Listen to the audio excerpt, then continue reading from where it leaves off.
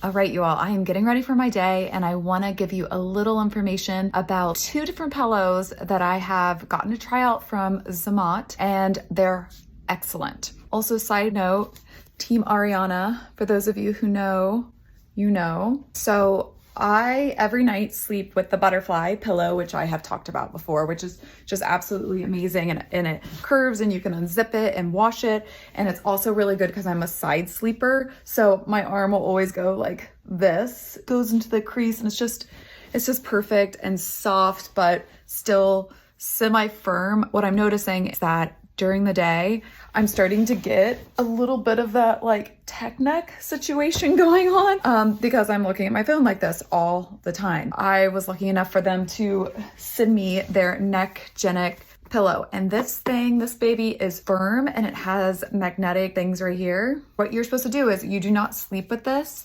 This is just something that you use 10 to 15 minutes a day, and in about 4 to 6 weeks your neck will be corrected. Just reduce my time going to the chiropractor because I've had to do that a lot. I want to show you the proper way though of doing this. You start out with it this way under your neck, and then as you progress you can turn it around this way.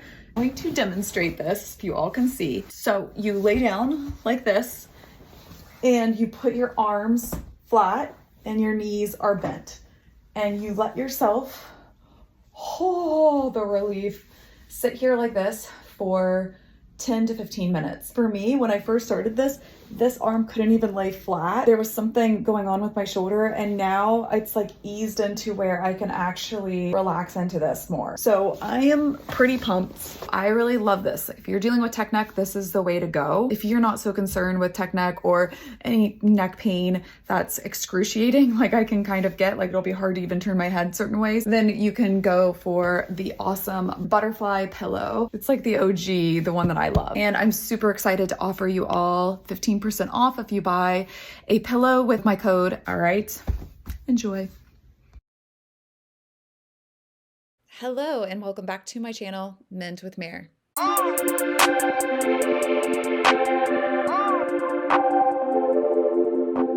I am loving all the comments. I'm gonna continue with Lana Del Rey. I'm definitely going to do a live and finish the second half of the album. However, a lot of my friends have wanted me to react to Fishtail. They keep saying that the song was written for me, and I don't know what that says. So we'll see.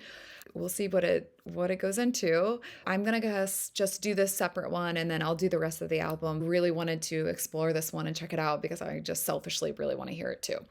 Okay, so let's just get right on into it. Don't you dare say that you'll braid my hair, babe, if you don't really care. You wanted me sadder, you wanted me sadder. Fishtail, what's the matter with her? Okay, sorry if I stop too much, but whoa.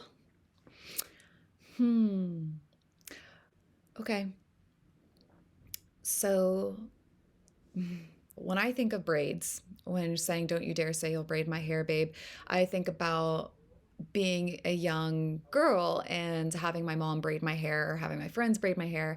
I have a very sensitive scalp, so I remember those braiding sessions very clearly because I didn't really enjoy them. However, it was a way for, I know, my mother to show affection toward me and to show that she cared about me and wanted me to be well groomed and have a nice braid. It is a way to show love and show affection. So I think that that's what she's saying. Don't you dare say that you're gonna do that. Don't you dare say you're gonna love me if you don't really care. Don't say it. And then you wanted me sadder, you wanted me sadder. This is giving me a bit of narcissistic abuse vibes, codependent vibes, a bit of harmful toxicity, either between her and her mother or a significant other. But if somebody wants you to be sadder, wants to dim your light, that's a big red flag and it's not good for you. And fishtail is a specific type of braid. It isn't as like clean, like little bits of your hair will come out of it, but it goes back and forth. It's like a weave. That could be thought of in a different way, but let's just see what else it says. Okay. Skipping rope in the bayou, slip softly into rain. Not not that smart, but I've got things to say. She's just so been made to feel as if she isn't smart. Palm trees in black and white, I like to watch them sway. You're so funny, I wish I could skinny dip inside your mind. Does anybody else feel the pain in that? It's as if she could barely get those words out. This is making it sound more like a significant other because she's talking about, I want a skinny dip inside your mind. It's like she really wants to know the person and understand them and be free with them, maybe. But when she talks about palm trees being in black and white, that makes me think of two things. Like when you feel kind of down and depressed, sometimes colors in life will feel very muted. And then I'm also thinking about, though, it makes me think of old film that can be shot in black and white. So it makes me have the feeling of nostalgia a little bit here. I've been thinking about how things used to be, swinging in a nightgown underneath the old oak tree, almost Victorian with you. You can talk to me. Lately, I can see you wanted me sadder. You wanted me sadder. Can't you see?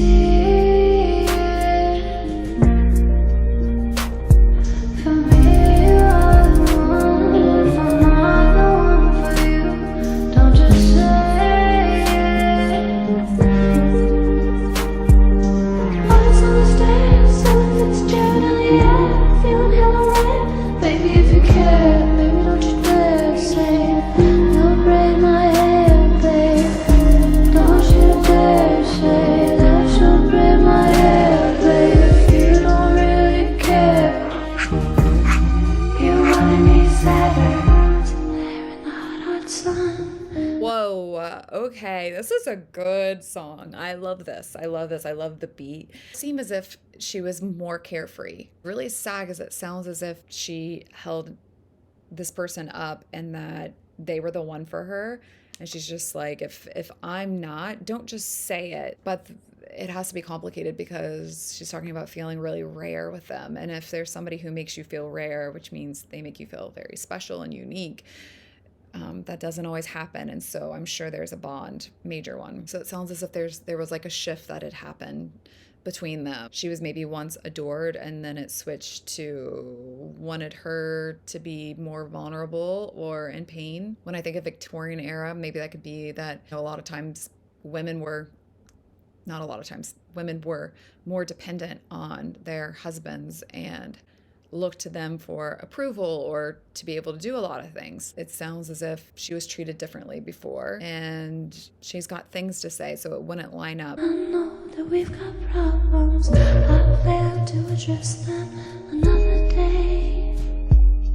Palm trees in black and white, I see in technicolor. Maybe I'll take my glasses off so I stop painting red flags green.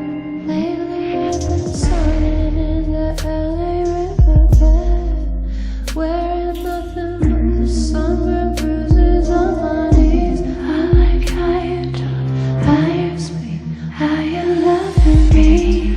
Lately I can see you wanted me sadder.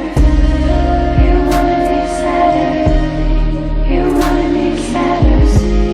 Okay, sorry, that lyric is bothering me about laying with nothing but the bruises on her knees. My mind goes a little, a little dark here, but this song is giving me the feelings of like abusive relationships. So that would line up if it was physically abusive, like the bruises on her knees. Maybe he pushed her down, maybe he made her do things that occurs that way. But I think it's open to interpretation.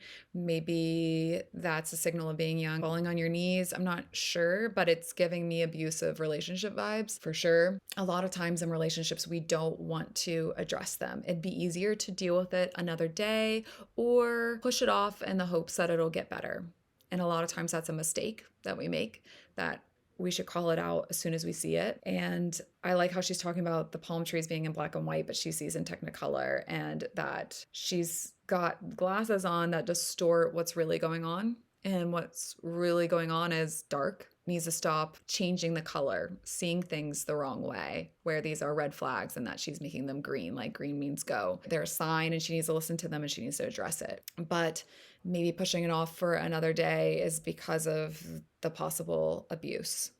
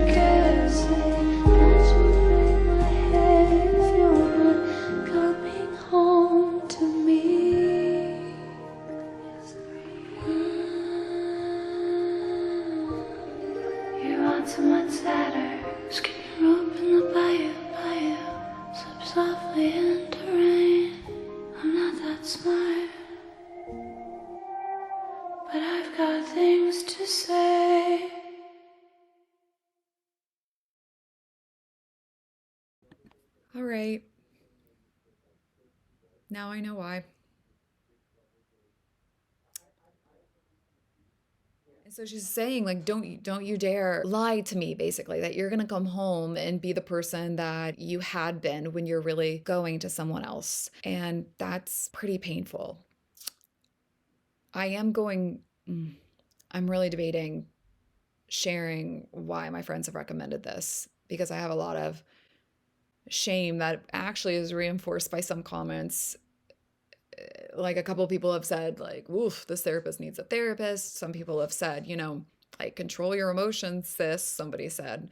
And I don't know when it became something wrong that a therapist would have an emotional reaction to songs, that a therapist wouldn't have their own life and their own journey. If you follow my channel and you've read some of the comments, I have disclosed that I am going through a divorce right now. That really does mirror a lot of things in this song where promises are made. Someone is a certain way to you and then they change. And alcohol and drugs can change people drastically. I'm not denying the fact that there can be a catalyst for it that I have very real compassion and understanding about. However, when you become collateral damage to an addiction or to somebody's choices, it's incredibly painful. When she's saying like, don't you dare say you'll braid my hair if you're not coming home, if you're not coming home to me. And that's something that resonates. It's been very difficult because I do think that sometimes partners, when you become very strong, because with age comes wisdom, with experience comes wisdom. And a lot of times people that are younger are easier to manipulate or persuade. And in my case, the person that was almost exactly 10 years, almost to the day, younger than me. And I think did need somebody sadder. And for me, that wasn't the case. And so I wasn't easily as manipulated in a way. Of course, there's two sides to every story. Of course, there is a lot of complexities. Don't want to simplify it down all the way. But this is absolutely giving me that feeling where you love someone, you have them on a pedestal, they are the one. You have nostalgia because you've been with them for so many years and that you care about them so much, you adore them. But then you see, like, can't you see that the dynamic here is starting to shift? There's some resentment going on, there's some changes between the two of you. And her saying, like, you wanted me sadder. It's like acknowledging, I think you don't want the best for me. I think you maybe don't just say what you're going to do, follow through with it, and that maybe you don't actually want to be with me anymore. And if that's the case, let's address it and don't lie. Don't go to someone else It's pretty painful to talk about, so I'm going to end here. Um, but yeah, okay. Really like the song. And as much as I'm pretty open about letting myself get emotional, this is so close to home. All right. I love you all. I can talk about this more soon enough as more healing happens. All right. Thank you all.